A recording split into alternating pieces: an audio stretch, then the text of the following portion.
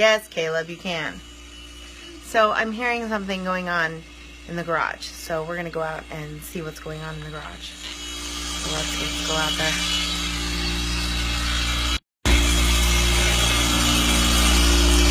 What are you doing? Sharpening my lawnmower blade. But it's winter. When else do you sharpen a lawnmower blade? In the spring, summer, when you're actually using it. What do you mean? Now is the time. You prepare for the spring. Well, but you're not mowing the lawn for a while. I know, but I like the sparkle. Like, see the You like the sparkle. Yay! Is it Christmas time that you like the sparkle? It's like the 4th of July. Whee! Happy New Year! What are you doing out here? Well, I was thinking of something. What are you thinking? Okay. More power. So I don't know if you can, maybe because I have the light. So I was thinking about compromise. Yeah. So a marriage, in the Bible says, man sharpens another man like iron sharpens iron. Yeah. And so this is literally ironing sharpening iron. So you can see where I've sharpened. And just like a marriage, is that when you don't sharpen, your blade kind of looks like that. And this is a used lawnmower blade, so you could see where I've hit some rocks. This one's even better. This one's all chewed up. And so the thing of it is that as you saw me before, that does not look fun.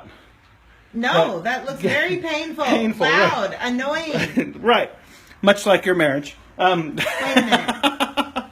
Your marriage is loud, painful, and annoying? Well, ironing, sharpening iron isn't fun. It's not painful. It is painful. It's not fun, going to your spouse and saying, hey, you need to go to the gym because you are gaining weight.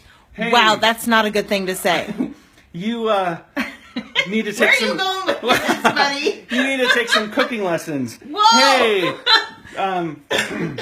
you're watching pornography and you shouldn't. Hey, so it's the art of the compromise, or the art of sharpening one another, is actually getting to a point in your marriage where you can grind each other down so you're a really nice, fine point.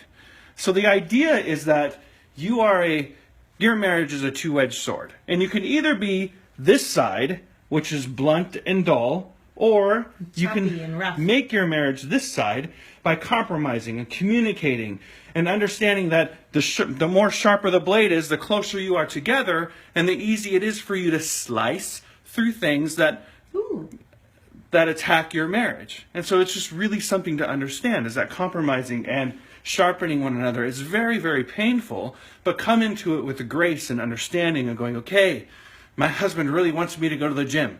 Hey, my wife really wants me to not go to those websites.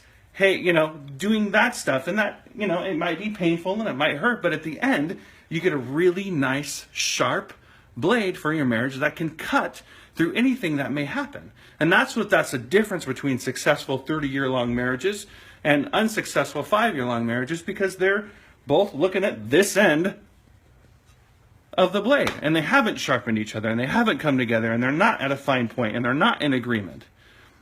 That's the art of compromise, knowing that it's going to be painful. Yeah, but I also think that there's, you don't just say, babe, you need to go to the gym, and the wife goes, okay, that's a great idea, honey. I just want to be young and sexy and thin for you. I'm picking hard topics. You are, yeah. We may have some compromise a little later.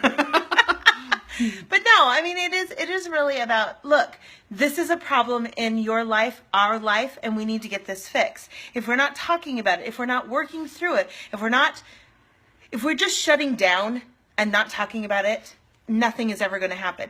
No compromise is ever going to be made, because compromise means everybody gives a little and everybody gets a little. It doesn't mean that one person gets their way all of the time. That's no fun. What? Oh, really? Do we really want to talk about that today? No. Outside. What? No. That would be all right, Sorry. But See, that's not true.